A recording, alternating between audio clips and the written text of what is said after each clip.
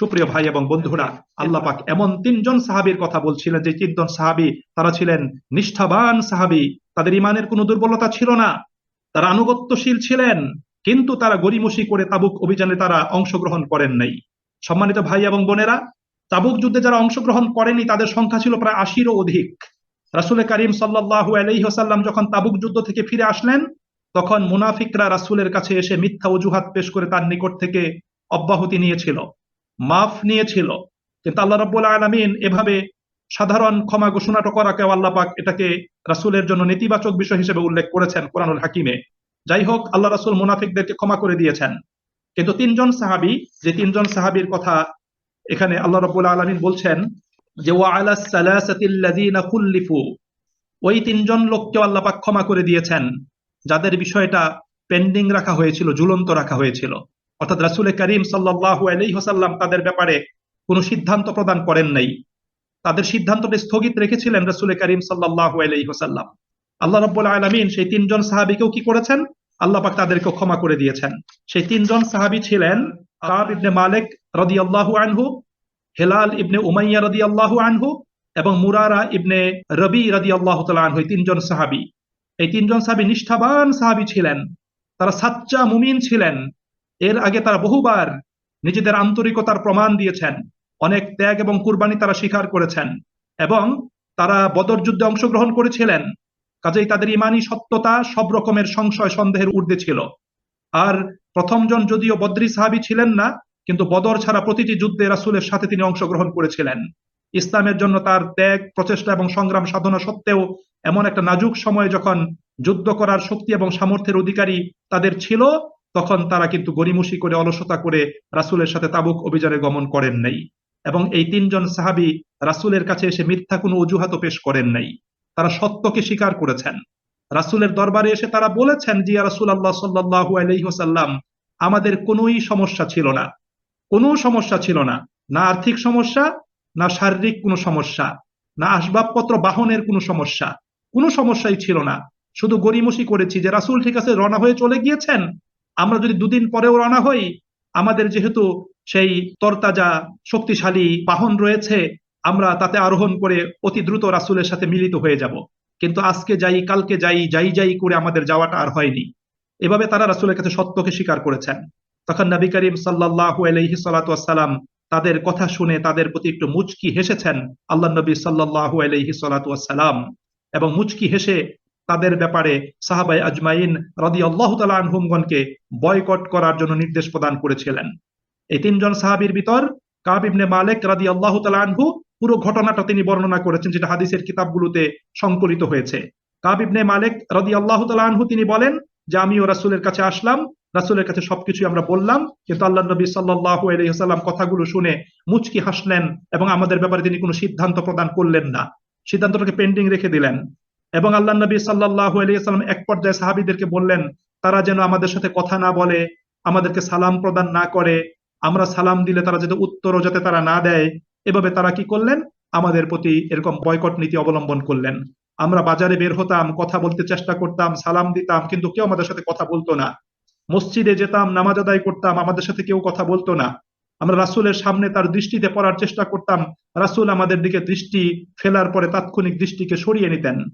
এজন্য আল্লাহ রাব্বুল আলামিন কোরআনুল কারীমে বলেছেন যে তাদের অবস্থাটা এমন হয়ে গিয়েছিল যে ইজা দাকাত আলাইহিমুল আরদু বিমা রাহুবাত, এই পৃথিবী প্রশস্ত হওয়া সত্ত্বেও তাদের জন্য সংকীর্ণ হয়ে গিয়েছিল। ওয়া দাকাত আলাইহিম আনফুসুহুম, এবং তাদের জীবনটা তাদের জন্য দুর্বিষহ একটা বোঝায় পরিণত হয়েছিল। ওয়াজান্নু, এবং তারা মনে করেছিল আল্লাহ মালজা মিনাল্লাহি ইল্লা ইলাইহি, আল্লাহ পাকের এই রোষানল থেকে বাঁচার জন্য আল্লাহ পাকের অনুগ্রহের আশ্রয়স্থল ব্যতীত তাদের জন্য কোনো আশ্রয়স্থল নেই, এটা তারা মনে করেছিলেন। এমন একটা অবস্থা তাদের উপর হয়ে গিয়েছিল। কাব ইবনে মালিক রাদিয়াল্লাহু তাআলা আনহু তিনি বলেন, যখন 40 দিন হয়ে গেল, 40 দিন হওয়ার পরে আমাদের কাছে সংবাদ পাঠানো হলো আমরা যাতে স্ত্রীদের থেকে বিচ্ছিন্ন থাকি।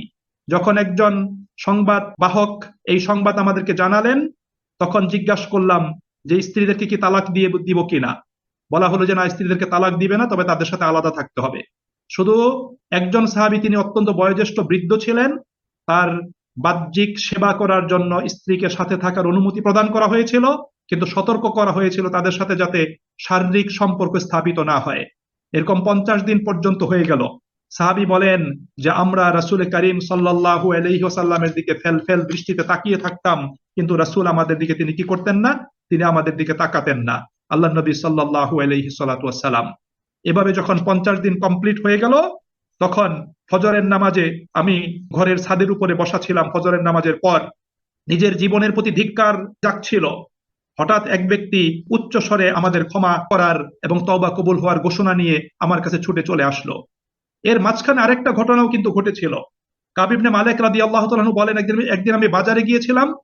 বাজারে যাওয়ার পরে এক লোক আমার কাছে একটা চিঠি প্রদান করলো। সেই চিঠিটা প্রদান করার পরে আমি চিঠিটা খুলে দেখলাম যে আমার কাছে গাসসানী রাজার একটা পত্র এসেছে। সেই গাসসানী রাজা আমার কাছে প্রস্তাব দিয়েছে যে তোমার দলের নেতা মুহাম্মদ তোমাকে উপেক্ষা করছে, তুমি একজন যোগ্য মানুষ, তোমার ভিতর সম্পূর্ণ যোগ্যতা আছে, তোমাকে উপেক্ষা করছে, তোমাকে মূল্যায়ন করছে না, তোমাকে গুরুত্ব দিচ্ছে না, বরং তোমাকে বয়কট করছে। তুমি আমাদের এখানে চলে আসো, আমরা তোমাকে গুরুত্ব দান করব, উচ্চ পদে তোমাকে সমাসীন করব। কাব ইবনে মালিক রাদিয়াল্লাহু তাআলা আনহু বলেন, আমি চিন্তা করলাম এটাও শয়তানের একটা কারসাজি এবং এটা আমার জন্য একটা কঠিন পরীক্ষা। আমি তাৎক্ষণিক সেই চিরকুটটা ছিঁড়ে ফেলে দিলাম এবং আল্লাহ পাকের দরবারে আমি কান্নাকাটি করলাম, আল্লাহ যেন আমাকে ক্ষমা করে দেন। এরপর 50 দিন পরে আমাদের ক্ষমার জন্য আল্লাহ পাকের পক্ষ থেকে যখন এই আয়াত নাজিল হলো, একজন সাহাবী তিনি ছুটে এসে আমাদেরকে সেই সংবাদটা প্রদান করলেন এবং বললেন তোমার তওবা কবুল হয়েছে, তুমি উঠে সোজা মসজিদে নববীর দিকে। তখন চলে গেলাম, দেখলাম রাসূল করিম সাল্লাল্লাহু আলাইহি ওয়াসাল্লামের চেহারা মুবারক আনন্দে উজ্জ্বল হয়ে উঠেছে। আমি সালাম দিলাম, তিনি বললেন তোমাকে মোবারকবাদ, আজকের দিনটি তোমার জীবনের সর্বোত্তম দিন। আমি জিজ্ঞেস করলাম আমার এই ক্ষমা কি আপনার পক্ষ থেকে নাকি আল্লাহ তাআলার পক্ষ থেকে? আল্লাহ রাসূল বললেন এটা আল্লাহ তাআলার পক্ষ থেকে, এবং এই সাথে তিনি সংশ্লিষ্ট আয়াত পড়ে তিনি আমাকে শুনিয়ে দিলেন। আমি বললাম হে আল্লাহর রাসূল, আমার সমস্ত ধন সম্পদ আল্লাহর রাস্তায় আমি দান করে দিতে চাই, এটাও আমার তওবার অংশ বিশেষ। আল্লাহ রাসূল বলেন কিছুটা রেখে দাও, এটাই তোমার জন্য ভালো। এ বক্তব্য অনুযায়ী আমার নিজের সম্পত্তির আয়বরের যে অংশটা আমার ছিল সেটা আমি রেখে দিয়ে বাদ বাকি সকল সম্পদ আমি সাদাকা করে দিলাম। সুবহানাল্লাহি ওয়া বিহামদিহি সুবহানাল্লাহিল আযীম। সম্মানিত ভাই এবং বন্ধুরা, এই ঘটনা থেকে আমাদের জন্য অনেক শিক্ষণীয় বিষয় আছে। প্রথম শিক্ষণীয় বিষয়টা হলো কুফর এবং ইসলামের সংঘাতের ব্যাপারটি বড়ই গুরুত্বপূর্ণ এবং নাজুক। এই সংঘাতে কুফরের সাথে সহযোগিতা করা তো দূরের কথা, যে ব্যক্তি মুমিন মুসলিম ব্যক্তি তিনি ইসলামের সাথে সহযোগিতা করার ক্ষেত্রে অসৎ উদ্দেশ্যে নয়, সৎ উদ্দেশ্যে এবং সারা জীবনেও নয়, বরং কোনো একটা সময় যদি ভুল করে বসে তাহলেও সারা জীবনের সকল ইবাদত আমল, তার সব ত্যাগ এবং কুরবানি এটা ঝুঁকির সম্মুখীন হয়ে যেতে পারে। অর্থাৎ কোনো অবস্থাতেই মুমিনের কোন অবস্থাতেই ইসলামের সাথে সহযোগিতা করার ক্ষেত্রে কখনোই তার গড়িমসি করা যাবে না, সেটা ইচ্ছায় হোক অনিচ্ছায় হোক। ইচ্ছায় হলে তো সেটা কুফরি হয়ে যাবে, আর অনিচ্ছায় হয়ে গেলে তার ইমান তার আমল এগুলো ঝুঁকির ভিতর পড়ে যাবে। আর দ্বিতীয় শিক্ষাটা হলো যে দায়িত্ব পালনের ক্ষেত্রে গড়িমসি করা কোনো মামুলি ব্যাপার নয়, বরং অনেক সময় গড়িমসি করতে করতে মানুষ এমন কোনো ভুল করে বসতে পারে যেটা তার ইমান থেকে বিচ্যুত হয়ে যাওয়ার কারণ হয়ে যেতে পারে। এখানে এই বিষয়টা আমাদেরকে আল্লাহ রাব্বুল আলামিন জানিয়ে দিয়েছেন। তৃতীয়ত, রাসূল করিম সাল্লাল্লাহু আলাইহি ওয়াসাল্লামের নেতৃত্বে যে সমাজটা গড়ে উঠেছিল, এখানে চমৎকার ভাবে সেই সমাজের একটা চিত্র আল্লাহ রাব্বুল আলামিন এখানে তুলে ধরেছেন। একদিকে ছিল মুনাফিকদের একটা দল, অন্যদিকে ছিল পরীক্ষিত মুমিনদের একটা দল। দ্ব্যর্থহীন ভাষায় নিজের ভুল স্বীকার করে নিয়েছেন মুমিনরা, কিন্তু মুনাফিকরা মিথ্যা অজুহাত পেশ করেছে। মিথ্যা অজুহাত পেশ করে তাদের দিন এবং দুনিয়া তারা ধ্বংস করেছে। কিন্তু মুমিনরা তারা দ্ব্যর্থহীন ভাষায় নিজের ভুল স্বীকার করে নিয়ে তাদের দিন এবং দুনিয়া দুটোকেই তারা রক্ষা করতে সক্ষম হয়েছে। আল্লাহ রাব্বুল আলামিন এখানে সেই বিষয়টি উপস্থাপন করেছেন। এরপর আরো অনেকগুলো বিষয় এখানে রয়েছে। এক নম্বর হলো যে মানুষ অনেক সময় নিজের ইগো মানসিকতার কারণে, ইগোইস্টিক মেন্টালিটির কারণে মানুষ অনেক সময় সত্য বিমুখ হয়ে যায়, সত্যের পথ থেকে এবং সত্যনিষ্ঠ দল থেকে নিজেকে গুটিয়ে নেয়। এখানে দেখেন সাহাবীরা কি করেছেন। একটা জিনিস আমাদের মনে রাখতে হবে যে 50 দিনের কঠোর শাস্তি ভোগকালে সাহাবীরা আন্তরিকতার প্রকাশ ঘটিয়েছেন। ভুল করার পরে তারা অহংকার করেন নাই এবং নেতৃত্বের অসন্তোষের জবাবে তারাও ক্রোধ ক্ষোভ এবং অসন্তোষের প্রকাশ ঘটান নাই। শাস্তি লাভের ফলে তারা বিক্ষুব্ধ হন নাই। স্বার্থবাদী লোকগুলো তাদের স্বার্থে আঘাত লাগলে যেমন বিক্ষুব্ধ হয়ে ওঠে এবং সামাজিক বয়কটকালে দল থেকে বিচ্ছিন্ন হয়ে যায়, তারা সেরকম হন নাই। এবং নিজের আত্মাভিমানকে আহত করতে তারা রাজি হন নাই। এই নীতি অবলম্বন তারা করে চলেছেন। দেখেন, আপনারা একটা জিনিস মনে রাখবেন যে এই ধরনের পরিস্থিতিতে অনেক সময় প্রতিপক্ষের পক্ষ থেকে টোপ আসে, প্রস্তাব আসে যে তুমি আমাদের দলে চলে আসো। স্বার্থবাদী লোকেরা তাদের দলে চলে যায়, এক দলে পদ না পাইলে আরেক দলে চলে যায়। এটা হলো দুনিয়ার স্বার্থবাদী দলদের দৃষ্টান্ত। কাব ইবনে মালিক রাদিয়াল্লাহু তাআলা আনহুকে গাসসানের রাজা কর্তৃক তার দলে ভিড়িয়ে নেওয়ার জন্য প্রস্তাব দেওয়া হয়েছিল, কিন্তু তিনি সেখানে যান নাই। তিনি ইচ্ছা করলে সেই দলকে গ্রহণ করতে পারতেন।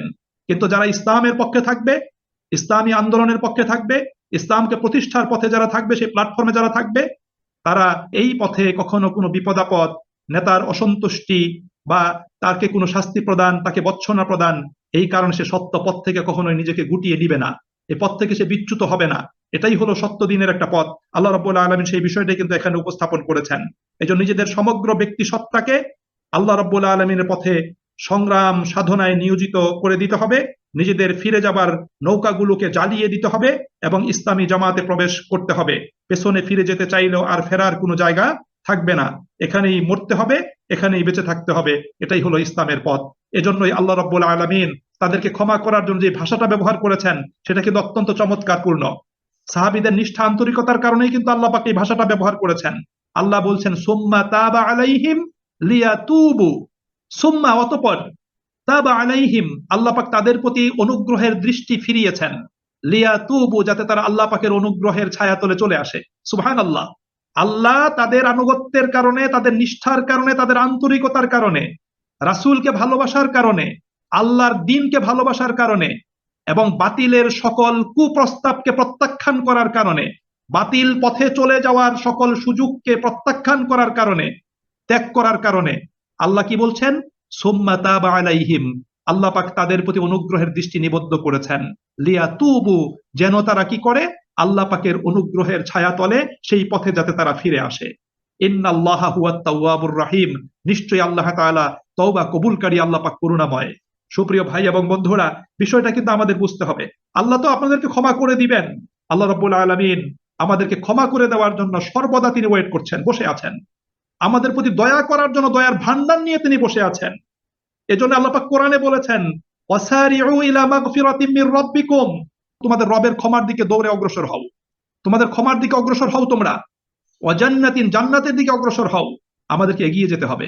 সুপ্রিয় ভাই এবং বন্ধুরা, ইমানের পথ অত্যন্ত চ্যালেঞ্জিং একটা পথ। এই পথে আপনি অগ্রসর হতে গেলে বাতিলের পক্ষ থেকে আপনাকে পিছন দিক থেকে টেনে ধরবে, আপনাকে ডানে বামে নিয়ে যেতে চেষ্টা করবে, বাট আপনি কিন্তু আপনার লক্ষ্যকে স্থির করে আপনি সামনের দিকে অগ্রসর হয়ে যাবেন।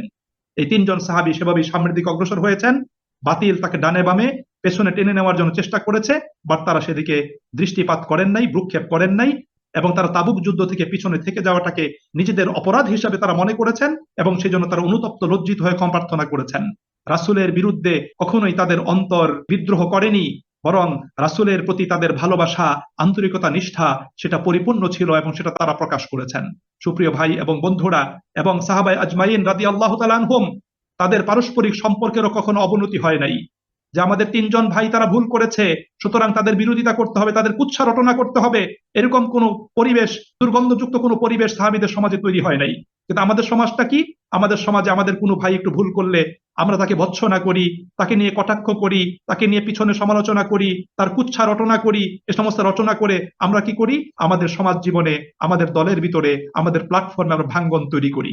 সুপ্রিয় ভাই, এটা কখনোই কোনো অবস্থাতেই কাম্য নয়। এজন্য সাহাবায়ে আজমাইন রাদিয়াল্লাহু তাআলা আনহুম, তারা তাদেরকে বয়কট করেছিলেন ঠিকই, কিন্তু তারা তাদের ভাইদেরকে ভালোবাসতেন, তাদের ভাইদেরকে ভালোবাসতেন। এই জন্য যখন তাদের জন্য ক্ষমা প্রার্থনার আয়াত নাজিল হলো, তখন তারা সেই ভালোবাসার তাড়নায় সেইভাবে তারা উজ্জীবিত হয়ে তারা দৌড়ে তাদেরকে গিয়ে সেই ক্ষমার সুসংবাদটা তারা প্রদান করেছেন। এবং ক্ষমা প্রার্থনা করার পরে আল্লাহর নির্দেশে, রাসূলের নির্দেশে যখন তাদেরকে বয়কট করা হয়েছিল, আবার আল্লাহ পাক ক্ষমা করার সাথে সাথে তাদেরকে তারা বুকে টেনে নিয়েছেন। সম্মানিত ভাই এবং বন্ধুরা, এটাই হলো মুমিনদের, মুসলিমদের কমিউনিটির, তাদের সমাজ ব্যবস্থার এটাই হলো চিত্র। এই পরিবেশ যতক্ষণ পর্যন্ত আমরা তৈরি করতে না পারবো, ততক্ষণ পর্যন্ত আমরা কিন্তু দিনের পথে, দিন কায়েমের পথে আমরা কিন্তু পরিপূর্ণরূপে এগিয়ে যেতে সক্ষম হব না। এই জন্য সুপ্রিয় ভাই এবং বন্ধুরা, এখান থেকে আমাদের প্রত্যেককে শিক্ষা নিতে হবে এবং এখান থেকে প্রত্যেককে শিক্ষা নিয়ে আমাদের জীবনে আল্লাহর দ্বীনকে সার্বিকভাবে বাস্তবায়নের জন্য এটাকে মেনে চলার জন্য সেই পরিবেশ আমাদেরকে তৈরি করে নিতে হবে। আমাদের জীবনে ভুল ভ্রান্তি হতে পারে, আমরা ভুল ভ্রান্তির উপর অটল অবিচল না থেকে নিষ্ঠা আন্তরিকতার সাথে আল্লাহর পথে, আল্লাহর আনুগত্যের দিকে, তার ক্ষমার দিকে আমরা এগিয়ে যাব ইনশাআল্লাহ। সুপ্রিয় ভাই এবং বন্ধুরা, আল্লাহ রাব্বুল আলামিন আমাদের সকলকে ক্ষমা করে দিন। আল্লাহ আমাদেরকে দয়া এবং অনুগ্রহ দান করুন, সাহায্য করুন, যাতে আমরা কখনোই কোনো অবস্থাতেই আমরা দ্বীনের পথ থেকে বিচ্যুত না হই, মৃত্যু পর্যন্ত যাতে আমরা দ্বীনের উপর অটল অবিচল থাকতে পারি। আসসালামু আলাইকুম ওয়া রাহমাতুল্লাহি ওয়া বারাকাতুহু।